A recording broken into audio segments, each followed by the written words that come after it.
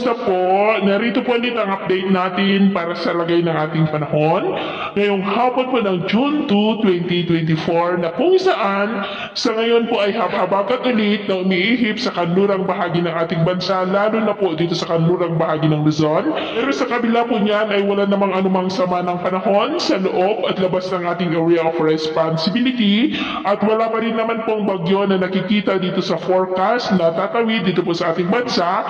For the next 2 weeks ay posibleng storm free po tayo. At sa lagay ng ating panahon, ngayong hapon ay maulap ang kalangitan with isolated light to heavy rain sa may Ilocos region, Cordillera, ilang bahagi ng Cagayan Valley, Central Luzon, Metro Manila, Calabarzon, ilang bahagi ng Bicol region, Mimaropa, Panay Island, Negros, ilang bahagi po ng Cebu, Bohol, Zamboanga Peninsula, Northern Mindanao, Caraga, ilang bahagi ng Sorsogon at Davao. At mamayang gabi po, posibleng malalakas na ulan sa ilang bahagi ng Luzon, Western Visayas at ilang bahagi po ng Mindanao. Kaya mag-ingat po tayo sa posibleng banta pa rin ng mga pagbaha at pagguho ng lupa.